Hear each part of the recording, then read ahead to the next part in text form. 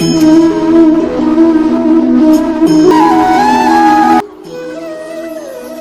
Hello ನಮಸ್ತೆ ಕರ್ನಾಟಕ. ನಾನಿದ್ದೀನಿ ಇವತ್ತು ಕರ್ನಾಟಕದ ಅತ್ಯಂತ ಸುಂದರ ಬೆಟ್ಟ ಮತ್ತು ಸುಂದರ ತಾಣ ಅಂತ ಕರೆಸಿಕೊಂಡಿರುವಂತಹ ಹಿಮವದ್ ಗೋಪಾಲಸ್ವಾಮಿ ಬೆಟ್ಟ.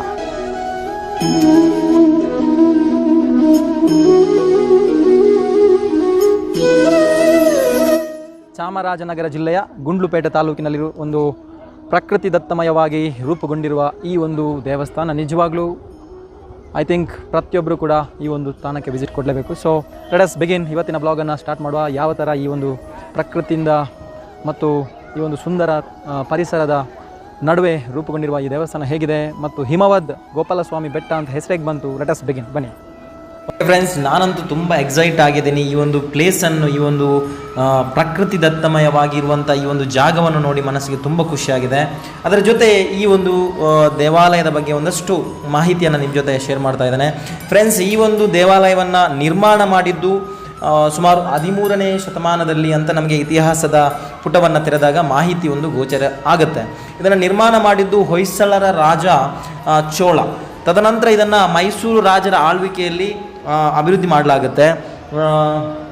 ನಮಗೆಲ್ಲ ಗೊತ್ತಿರುವ ಹಾಗೆ ಚಾಮರಾಜನಗರ ಮೊದಲು ಮೈಸೂರು ಜಿಲ್ಲೆಗೆ ಸೇರಿಕೊಂಡಿತ್ತು. ಸುಮಾರು 1995-96 ನಂತರ ಅಧಿಕೃತವಾಗಿ ಚಾಮರಾಜನಗರ ಅನ್ನುವಂಥದ್ದು ಚಾಮರಾಜನಗರ ಜಿಲ್ಲೆಯಾಗಿ ಮೈಸೂರಿನಿಂದ ಬೇರ್ಪಡ್ತದೆ. ಅದೇನೇ ಇರಲಿ, ಒಂದಷ್ಟು ರಾಜರ ಮುತುವರ್ಜಿಯಿಂದ ಅಭಿವೃದ್ಧಿಗೊಂಡಂಥ ಈ ಒಂದು ಜಾಗ ಏನಿದೆ, ಪ್ರಸ್ತುತ ದೇಶ ವಿದೇಶಗಳಿಂದಲೂ ಕೂಡ ಈವನ್ ನಮ್ಮ ದೇಶದ ಬೇರೆ ಬೇರೆ ರಾಜ್ಯಗಳಿಂದ ಜನ ಬರ್ತಾರೆ. ಅದರ ಜೊತೆಗೆ ವಿದೇಶಿಗರು ಕೂಡ ಈ ಜಾಗದ ಬಗ್ಗೆ ಸರ್ಚ್ ಮಾಡಿಕೊಂಡು ಬಂದು ಈ ಜಾಗದ ಒಂದು ಏನು ಆ ಖುಷಿಯನ್ನು ಪಡುವಂಥದ್ದಿದೆಯಲ್ಲ, ನಿಜವಾಗ್ಲೂ ಕನ್ನಡಿಗರಾಗಿ ಕರ್ನಾಟಕದ ಒಂದು ಜನರಿಗೆ ನಮಗೆಲ್ಲರಿಗೂ ಕೂಡ ಹೆಮ್ಮೆ ಪಡುವಂಥ ವಿಚಾರ.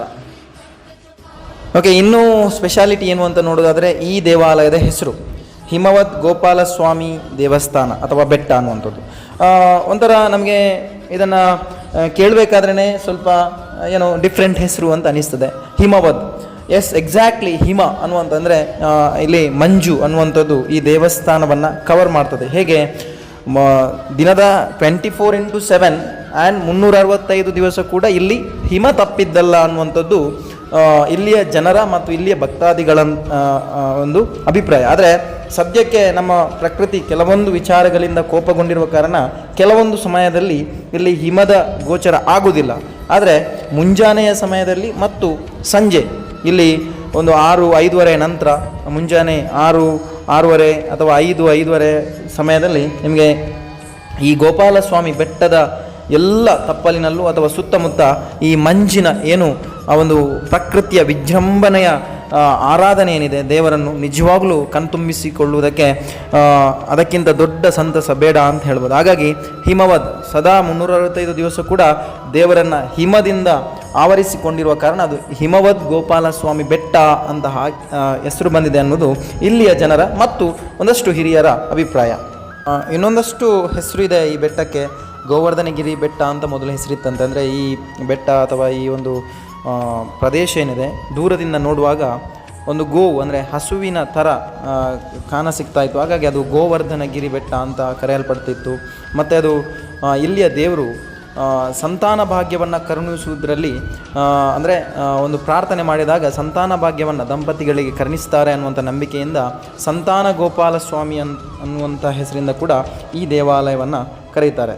ಹಾಗಾಗಿ ಒಟ್ಟಾರೆಯಾಗಿ ನಮ್ಮ ಒಂದು ಈ ಜಾಗದ ಬಗ್ಗೆ ಅಥವಾ ಈ ಒಂದು ತಾಣದ ಬಗ್ಗೆ ಹೇಳಬೇಕಂತ ಹೇಳಿದರೆ, ಮನಸ್ಸನ್ನು ತುಂಬ ನಮ್ಮ ಎಲ್ಲ ಒತ್ತಡ ತೊಂದರೆಗಳಿಂದ ನಮ್ಮನ್ನು ನಿರಾಳ ಮಾಡುವಂಥ ಒಂದು ಜಾಗ ಅಂತ ಹೇಳಿದರೆ ಅದು ಈ ಹಿಮವದ್ ಗೋಪಾಲಸ್ವಾಮಿ ಬೆಟ್ಟ. ಸೀಸನ್ ಆಗಿರೋ ಕಾರಣ ಇಲ್ಲಿ ಸರಿಯಾದ ಸಮಯಕ್ಕೆ ರೀಚ್ ಆಗಲಿಕ್ಕಾಗಲಿಲ್ಲ, ಎಲ್ಲ ಕಡೆಯಿಂದ ರಶ್ ಇತ್ತು. ಈಗ ನಿಮಗೆ ಇಲ್ಲಿ ಸರಿಯಾದಂಥ ಹಿಮದ ಕವರೇಜನ್ನು ಕಾಣಲಿಕ್ಕೆ ಸಿಗಲಿಕ್ಕಿಲ್ಲ. ಯಾಕಂತೇಳಿದ್ರೆ ಇದು ಮಧ್ಯಾಹ್ನದ ಹೊತ್ತಾಗಿರೋದ್ರಿಂದ. ಇನ್ನೇನು ಸಂಜೆ 6-5 ಗಂಟೆ ನಂತರ ಇಲ್ಲಿ ಹಿಮದ ಕವರೇಜನ್ನು ನೋಡ್ಬೋದು. ಮುಂದಿನ ಸಲ ಬಂದಾಗ ಖಂಡಿತವಾಗಲೂ ಅದನ್ನು ನಿಮಗೆ ತೋರಿಸುವಂಥ ಪ್ರಯತ್ನ ಮಾಡ್ತೀನಿ. ಇಷ್ಟು ಮಧ್ಯಾಹ್ನದ ಉರಿ ಬಿಸಿಲಿನಲ್ಲೂ ಕೂಡ ಈ ಜಾಗದಲ್ಲಿ ಅಥವಾ ಈ ದೇವಾಲಯದ ಆವರಣದಲ್ಲಿ ನಮಗೆ ಯಾವುದೇ ಸೆಕೆಯ ಅನುಭವ ಆಗುವುದಿಲ್ಲ, ಅಷ್ಟು ತಂಪಾಗಿದೆ. ಸೊ ಇದೇ ಒಂದು ಪ್ರಕೃತಿಯ ವಿಸ್ಮಯ ಅಂತ ಹೇಳ್ಬೋದು. ಅದರ ಜೊತೆ ಇಲ್ಲಿ ಬಂದವರಿಗೆ ನೀರನ್ನು ಕೊಡುವಂಥದ್ದು, ಬಂದ ಕೂಡಲೇ ಎಲ್ಲರಿಗೂ ಪಾನೀಯವನ್ನು ಕೊಡುವಂಥದ್ದು ಕೂಡ ಇಲ್ಲಿಯ ಒಂದು ಸಂಪ್ರದಾಯ. ಅಂದರೆ ಇಲ್ಲಿ ಯಾವುದೇ ರೀತಿಯಾದಂಥ ಬೇರೆ ಪ್ಲಾಸ್ಟಿಕ್ನಿಂದ ಪ್ಲಾಸ್ಟಿಕ್ ಬಾಟ್ಲ್ ಜೊತೆ ನೀರು ತರುವಂಥದ್ದು ಅಥವಾ ಬೇರೆ ಯಾವುದೇ ಅಂಗಡಿ ಮುಂಗಟ್ಟುಗಳು ಇಲ್ಲಿ ಯಾವುದು ಇರದ ಕಾರಣ ಒಂದಷ್ಟು ಪ್ರವಾಸಿಗರು ದಣಿದಿರುವ ಕಾರಣ ಅವರಿಗೆ ನೀರನ್ನು ಕೊಡುವಂಥ ವ್ಯವಸ್ಥೆ ಕೂಡ ಇಲ್ಲಿದೆ. ಮಧ್ಯಾಹ್ನದ ಹೊತ್ತು ಪ್ರಸಾದದ ವಿತರಣೆ ಕೂಡ ಇದೆ. ಅದಕ್ಕೆ ಕೂಡ ಒಂದು ಸ್ವಲ್ಪ ಸಮಯದ 3 ಗಂಟೆ ತನಕ, ಅಂದರೆ ಒಂದು 12 ಗಂಟೆಯಿಂದ 3 ಗಂಟೆ ತನಕ ಇದೆ ಅಂತ ಇಲ್ಲಿಯ ಜನರು ಹೇಳ್ತಾರೆ. ಹಾಗಾಗಿ ಅದು ಬೇಕು ಅಂತ ಹೇಳಿದ್ರೆ ಆ ಸಮಯದ ಒಳಗಾಗಿ ನಾವಲ್ಲಿ ರೀಚ್ ಆದರೆ ನಮಗೆ ಮಧ್ಯಾಹ್ನದ ಪ್ರಸಾದ ಕೂಡ ಸಿಗ್ತದೆ. ಇದಿಷ್ಟು ಈ ಒಂದು ದೇವಾಲಯದ ವ್ಯವಸ್ಥೆ, ಇತಿಹಾಸದ ಬಗ್ಗೆ ಇರುವಂಥ ವಿಚಾರ. ಕರ್ನಾಟಕದ ಊಟಿ, ಭೂಲೋಕದ ಸ್ವರ್ಗ, ಕರ್ನಾಟಕದ ಹಿಮಾಚಲ ಪ್ರದೇಶ, ಹೀಗೆ 10 ಹಲವು ಹೆಸರಿಂದ ಕರೆಯಲ್ಪಡುವ ಈ ಒಂದು ಪ್ರಕೃತಿಯ ವಿಸ್ಮಯ ತಾಣಕ್ಕೆ ಭೇಟಿ ನೀಡುವ ಬಗೆ ಹೇಗೆ, ಅಥವಾ ನಾವು ಈಗ ಇಲ್ಲಿ ವಿಸಿಟ್ ಮಾಡಬೇಕಾದ್ರೆ ಹೇಗೆ ಅನ್ನುವ ವ್ಯವಸ್ಥೆ ಬಗ್ಗೆ ಹೇಗೆ ಅಂತ ನೋಡೋದಿದ್ರೆ, ಮೈಸೂರಿಂದ ಬರುವುದಿದ್ರೆ ಮೈಸೂರು ಗುಂಡ್ಲುಪೇಟೆಯಾಗಿ ನಿಮಗೆ ನೇರವಾಗಿ ಇಲ್ಲಿಗೆ ಬಸ್ಸಿನ ವ್ಯವಸ್ಥೆ ಇದೆ. ಆದರೆ ಸಮಯಕ್ಕೆ ಅಲ್ಲಿ ಅಂದರೆ 1 ಗಂಟೆ ಗ್ಯಾಪ್ ಈ ಥರದ ಬಸ್ ವ್ಯವಸ್ಥೆ ಇದೆ. ಇಲ್ಲದಿದ್ದರೆ ನೀವು ಗುಂಡ್ಲುಪೇಟೆಯಿಂದ ಹಂಗಳ ಅನ್ನುವಂಥ ಒಂದು ಗ್ರಾಮಕ್ಕೆ ಬಂದು ಅಲ್ಲಿಂದ ಮತ್ತೆ ಆಟೋ ಹಿಡಿದು ಈ ಬೆಟ್ಟದ ತಪ್ಪಲಿಗೆ ಬರಬೇಕಾಗುತ್ತೆ. ಅಲ್ಲಿಂದ ನಿಮಗೆ ನಿಮ್ಮ ಯಾವುದೇ ಪ್ರೈವೇಟ್ ವೆಹಿಕಲ್ಗಳಿಗೆ ಮೇಲೆ ಅವಕಾಶ ಇಲ್ಲ. ಅಲ್ಲಿ ಗೌರ್ಮೆಂಟಿಂದಲೇ, ಸರ್ಕಾರದಿಂದಲೇ ಇರುವಂತಹ ಬಸ್, KSRTC ಬಸ್ಸಿನ ಮುಖೇನ ನೀವು ಬೆಟ್ಟವನ್ನು ತಲುಪಬಹುದು. ಇನ್ನು ಇಲ್ಲಿರುವಂತಹ ಏನು ಕಾಡೇನಿದೆ ಇದು 1972ರ ವನ್ಯಜೀವಿ ಸಂರಕ್ಷಣಾ ಕಾಯ್ದೆ ಅಡಿಯಲ್ಲಿ ಇದನ್ನು ಸೇರಿಸಿಕೊಂಡಿರುವುದರಿಂದ ಬಹಳಷ್ಟು ಜಾಗೃತೆಯಿಂದ ಇಲ್ಲಿ ಇರಬೇಕಾದ್ದು ಎಲ್ಲ ಸಾರ್ವಜನಿಕರ ಕರ್ತವ್ಯ.